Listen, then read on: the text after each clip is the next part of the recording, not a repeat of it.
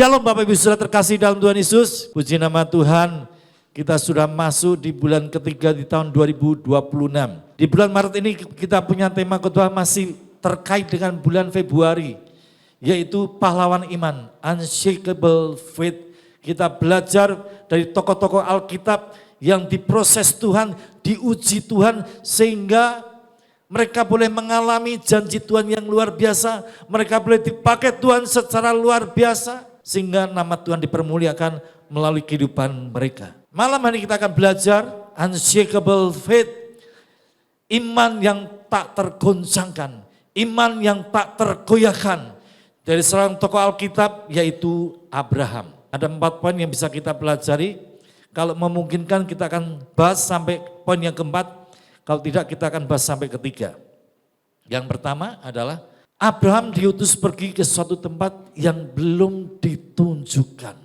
Ada 2 ayat, Kejadian pasal 12 ayat yang ke-1, disambung Ibrani pasal 11 ayat yang ke-8. Silakan Mas Joko Wasis. Kejadian pasal 12 ayat 1, berfirmanlah Tuhan kepada Abram, pergilah dari negerimu dan dari sanak saudaramu dan dari rumah bapamu ini ke negeri yang akan kutunjukkan kepadamu. Ibrani 11 ayat 8, karena iman Abraham taat ketika ia dipanggil untuk berangkat ke negeri yang akan diterimanya menjadi milik pusakanya. Lalu ia berangkat dengan tidak mengetahui tempat yang ia tujui. Amin. Nah saudara terkasih, dalam poin pertama kita belajar bahwa Abraham ini diutus pergi ke suatu tempat yang belum ditunjukkan. Jadi pada waktu itu Tuhan berfirman kepada Abraham. Abraham, tinggalkan Ur Kasdim menuju satu tempat yang akan kutunjukkan. Jadi belum ditunjukkan tempatnya. Ini satu perintah yang aneh Bapak Ibu Saudara. Abraham sudah hidup mapan di Ur Kasdim, sudah hidup berkelimpahan, kaya raya, diberkati. Dan Tuhan perintahkan untuk meninggalkan kenyamanan tersebut untuk pergi ke satu tempat yang belum diketahui. Ini satu perintah yang tidak masuk akal. Tapi yang luar biasa, Abraham itu taat. Disuruh pergi meninggalkan kenyaman, kemapanannya di Ur Kasdim ke satu tempat yang belum diketahui. Paling tidak, mungkin Abraham bertanya, ya Tuhan, tolong tunjukkan, nama kotanya belum disebutkan, arah mata anginnya saja. Mau ke barat, ke timur, utara, selatan, mana yang harus kutuju. Itu pun tidak Tuhan beritahukan. Barat, timur, utara, selatan. Pokoknya kamu pergi melangkah dengan iman, nanti akan kutunjukkan. Dan luar biasanya Abraham taat dengan apa yang diperintahkan oleh Tuhan. Nah Bapak Ibu Saudara terkasih dalam Tuhan Yesus, terkadang dalam melangkah dengan iman ini perlu sebuah bayar harga. Berani tanggung risiko dalam sebuah langkah iman. Itu sama ketika pada waktu tahun 2002, Tuhan katakan buka gereja, mulai penggembalaan. Saya bingung, saya sudah bisa melayani sebagai seorang pemain musik. Saya juga bisa melayani untuk menyampaikan firman Tuhan. Tetapi untuk pelayanan pastoral, pelayanan penggembalaan, saya tidak mengerti sama sekali. Bahkan saya tidak punya dasar teologi. Saya tidak pernah mempelajari secara formal ya teologi, tetapi bukan berarti saya tidak belajar.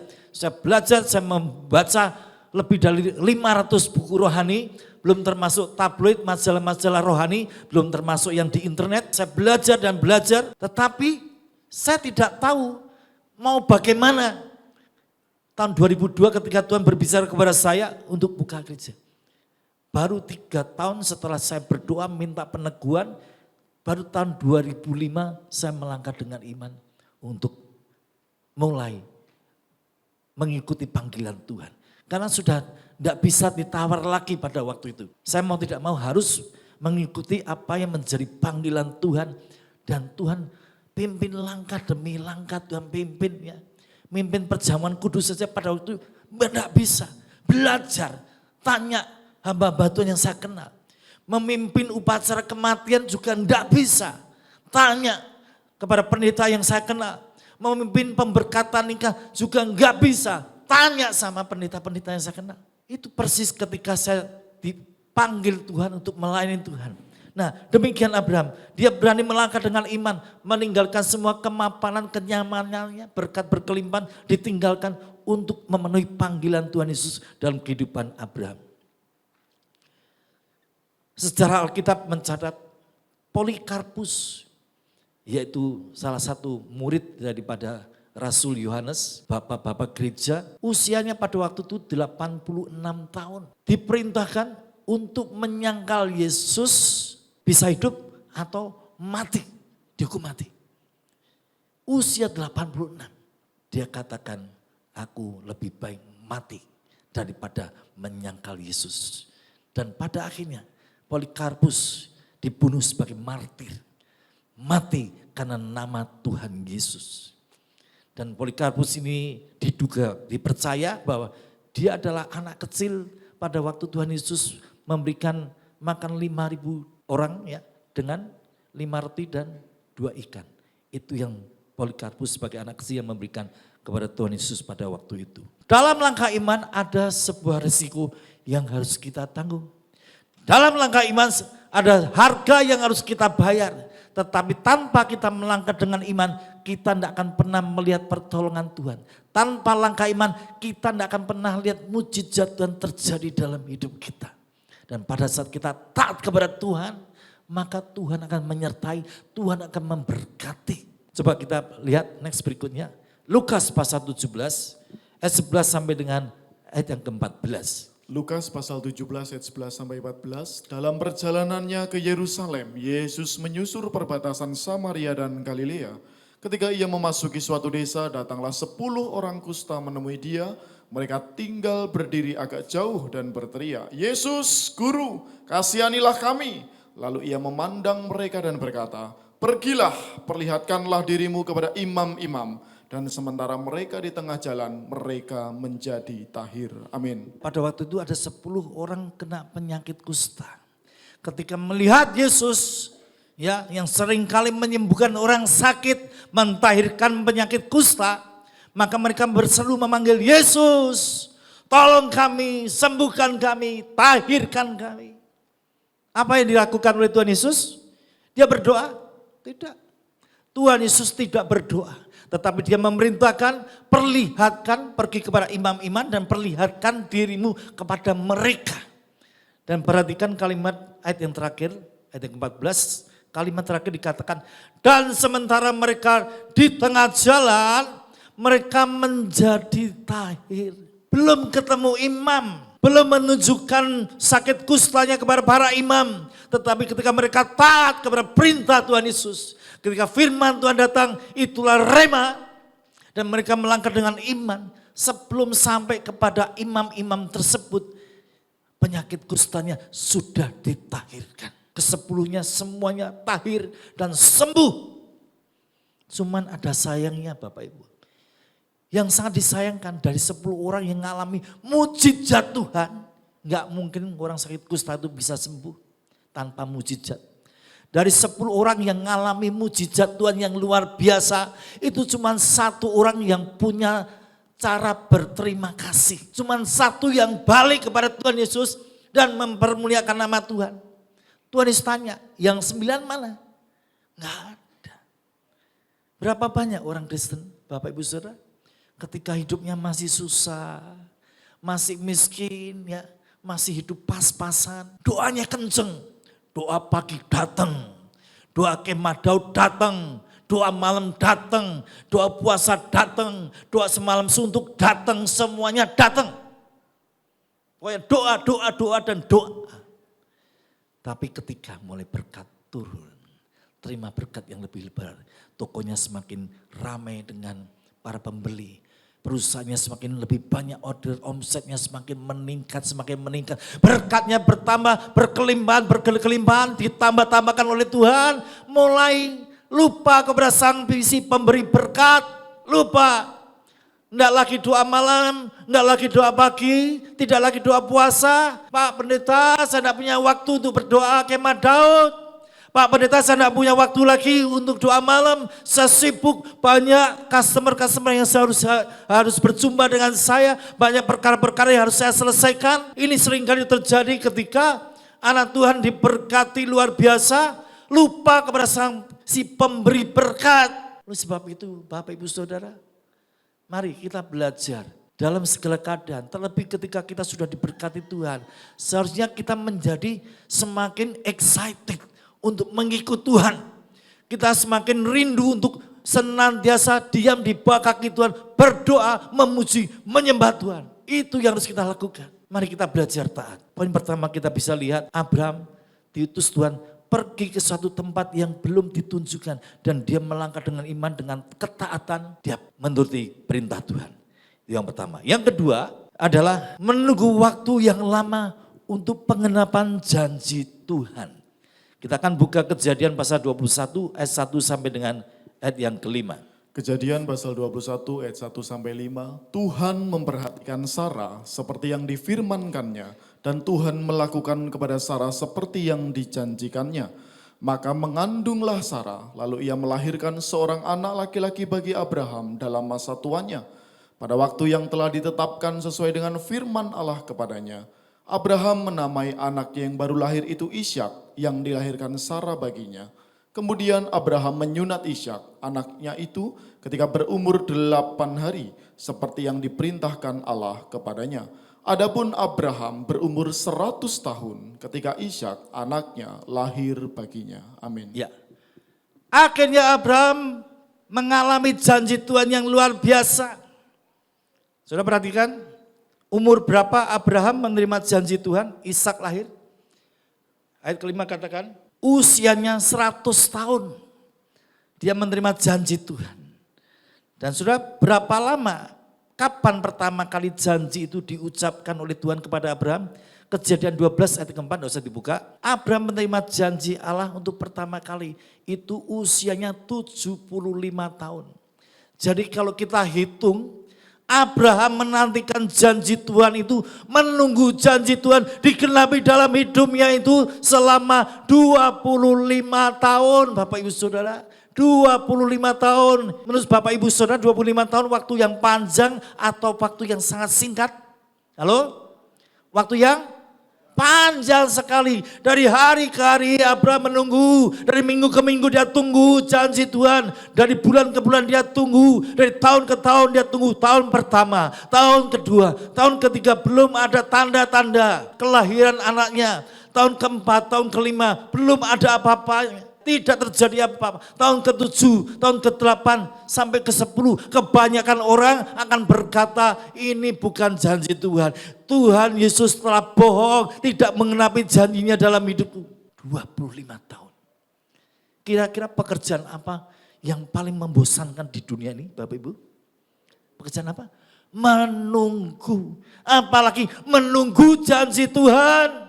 Tetapi yang luar biasa, kita patut acungi jempol kepada Abraham. Sekalipun dia harus menunggu selama 25 tahun. Dia tetap taat dan percaya, tetap beriman kepada Tuhan. Di dalam Roma pasal 4 ayat 18 sampai 21. Roma pasal 4 ayat 18 sampai 21. Sebab sekalipun tidak ada dasar untuk berharap, namun Abraham berharap juga dan percaya bahwa ia akan menjadi bapa banyak bangsa menurut yang telah difirmankan. Demikianlah banyaknya nanti keturunanmu. Imannya tidak menjadi lemah walaupun ia mengetahui bahwa tubuhnya sudah sangat lemah. Karena usianya telah kira-kira 100 tahun dan bahwa rahim Sarah telah tertutup. Tetapi terhadap janji Allah ia tidak bimbang karena ketidakpercayaan.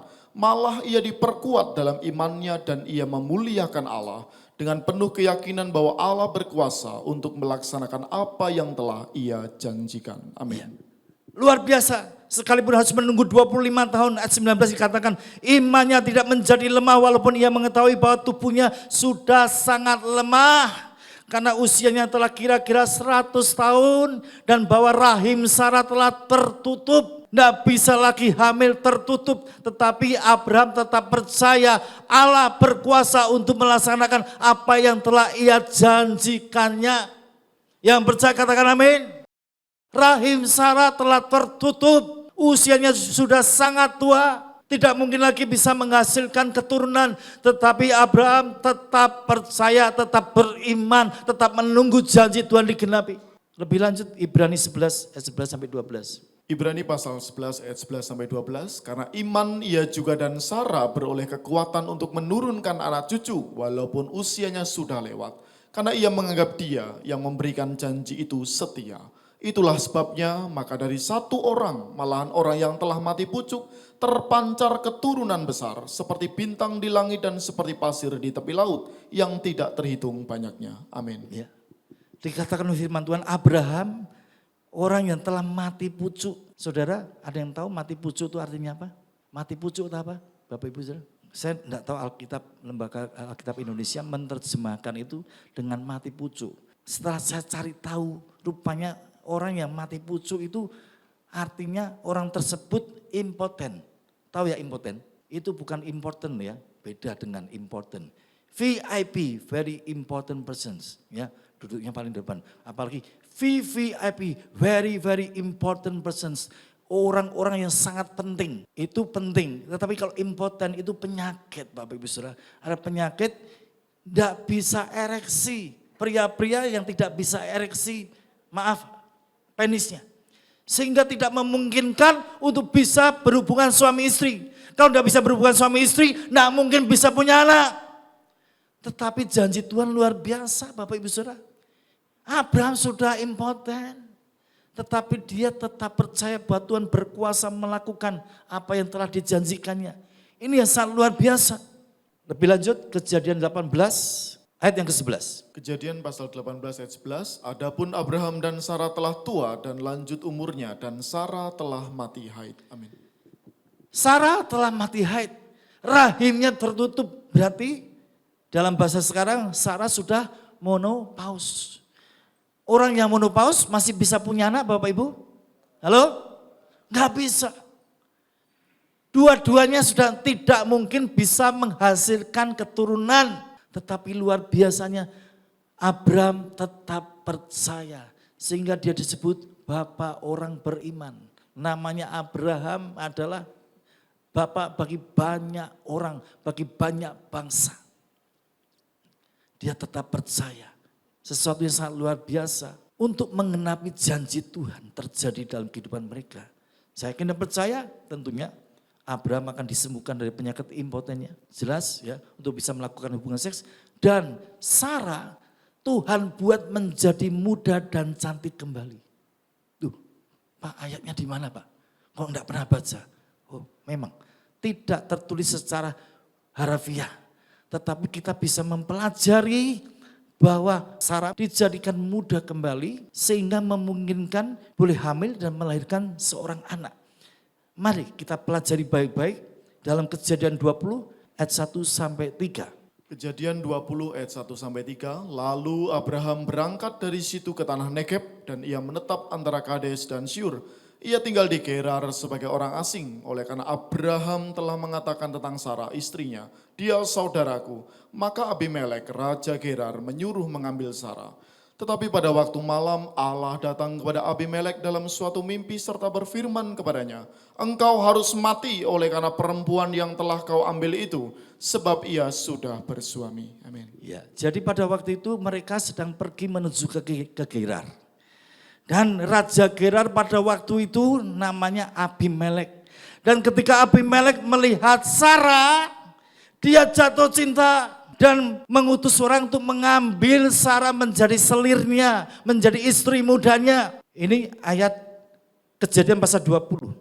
Coba kita baca Kejadian pasal 18 ayat 10 sampai 12. Kejadian pasal 18 ayat 10 sampai 12, dan firman-Nya, sesungguhnya aku akan kembali tahun depan mendapatkan engkau. Pada waktu itulah Sarah istrimu akan mempunyai seorang anak laki-laki. Dan Sarah mendengarkan pada pintu kemah yang di belakangnya. Adapun Abraham dan Sarah telah tua dan lanjut umurnya. Dan Sarah telah mati haid. Jadi tertawalah Sarah dalam hatinya. Katanya, akan berahikah aku setelah aku sudah layu sedangkan tuanku sudah tua? Amin. Nah saudara lihat, dalam Kejadian pasal 18, Sarah mengatakan dia sudah sangat tua sekali. Nenek-nenek tua. Bahkan dia Dia tertawa mendengarkan Tuhan berfirman, engkau tahun depan akan punya anak, akan berahikah aku? Nafsunya sudah hilang, nafsu seksnya sudah hilang sama sekali. Setelah aku sudah layu, sedangkan Tuanku sudah tua. Catat baik-baik, Kejadian 18, Sarah sudah sangat tua, usianya hampir 90 tahun, sangat tua sekali, sudah nenek-nenek peot. Tapi anehnya Kejadian pasal 20, Kejadian 18 dulu, baru Kejadian pasal 20. Kejadian 20 ketika Abraham dan Sarah pergi ke Gerar, Raja Abimelek melihat Sarah, dia jatuh cinta dan menyuruh orang mengambil Sarah untuk menjadi istri mudanya, menjadi selirnya. Kira-kira ada enggak raja yang kaya raya jatuh cinta sama nenek-nenek tua? Halo? Ada enggak? Mana ada? Enggak ada, Pak. Di situ terbukti bahwa Tuhan mengubah Sarah menjadi muda dan cantik kembali. Loh, enggak percaya? Kita buktikan. Saya tanya sama Mas Joko, belum nikah. Kalau Bapak Ibu mau ngepek mantu, silakan. Saya mau tanya Mas Joko, kira-kira nanti kalau cari pendampingmu, calon istrimu, cari yang tua apa yang muda? Halo? Yang muda, usianya berapa?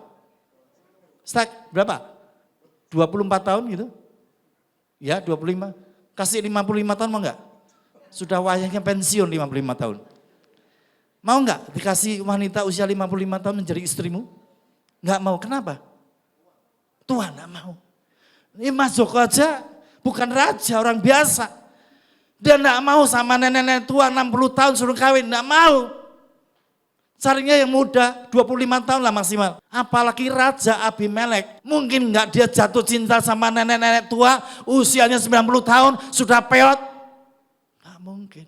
Bahwa Sarah dibuat Tuhan menjadi muda dan cantik kembali. Sehingga memungkinkan dia melahirkan seorang keturunan yang namanya Ishak. Penantian Abraham tidak sia-sia. 25 tahun dia menunggu janji Tuhan digenapi dalam hidupnya. Dan dia tunggu dengan percaya, dengan iman. Sampai akhirnya apa yang ia percayai, janji Tuhan digenapi dan Abraham mendapatkan keturunan yang dinamainya adalah Ishak. Oleh sebab itu berapa lama engkau sedang menantikan janji Tuhan hari-hari ini? Mari belajar tetap percaya, pegang teguh dengan apa yang sudah Tuhan janjikan kepada setiap saudara sampai Tuhan nyatakan janjinya itu digenapi dalam kehidupan saudara dan saya. Yang percaya katakan amin.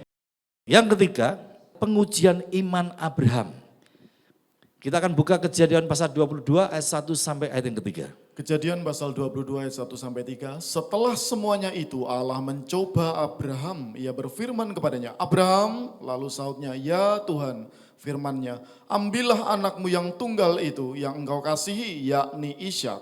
Pergilah ke tanah Moria dan persembahkanlah dia di sana sebagai kurban bakaran pada salah satu gunung yang akan kukatakan kepadamu. Keesokan harinya pagi-pagi bangunlah Abraham. Ia memasang pelana keledainya dan memanggil 2 orang bujangnya beserta Ishak anaknya. Ia membelah juga kayu untuk korban bakaran itu.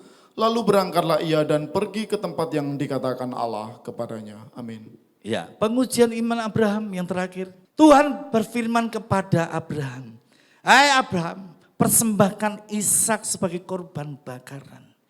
Bayangkan Bapak Ibu Saudara, ini sebuah perintah yang tidak masuk akal sama sekali. Abraham sudah menantikan janji Tuhan selama 25 tahun. Ketika Ishak lahir dan itu satu-satu anaknya Abraham yang sah dari istri Sarah ya. Satu, hanya satu. Dan Tuhan perintahkan korbankan anakmu Ishak sebagai korban bakaran. Artinya Ishak harus dibunuh di Gunung Moria. Itu mungkin kalau orang Kristen zaman sekarang diberitakan seperti itu akan ngomong seperti ini. Piye toh Tuhan? Gimana sih Tuhan? Saya nunggu janji Tuhan selama 25 tahun. Sudah digenapi, sekarang mungkin usianya pada waktu itu usianya Ishak belasan tahun. Sekarang anakku disuruh dibunuh, dikorbankan kepada Tuhan. Ini kan perintah yang tidak masuk akal. Tidak bisa kita pahami. Tetapi itulah yang Tuhan perintahkan kepada Abraham. Dan yang luar biasa apa? Abraham tidak mendebat Tuhan. Abraham tidak berargumentasi kepada Tuhan. Tuhan, maksudmu itu apa Tuhan? Maumu apa Tuhan? Dia taat. Dia tidak banyak ngomong. Dan dia lakukan seperti apa yang Tuhan perintahkan. Dia bawa Ishak menuju Gunung Moria. Dan bawa segala perlengkapan untuk mempersembahkan Ishak sebagai korban bakaran di hadapan Tuhan. Tetapi pada saat dia hampir membunuh Ishak, Tuhan berkata, berhenti, aku hanya ingin menguji engkau. Bahwa ternyata memang benar engkau mengasihi aku lebih daripada siapapun juga. Bapak Ibu Saudara terkasih dalam Tuhan Yesus. Zaman dulu, zaman kita perjanjian lama, yang namanya penyembahan berhala itu adalah patung dewa Baal, patung Molok, patung Beelzebub. Mereka sembah, itu penyembahan berhala. Tetapi zaman sekarang ada penyembahan berhala yang terselubung.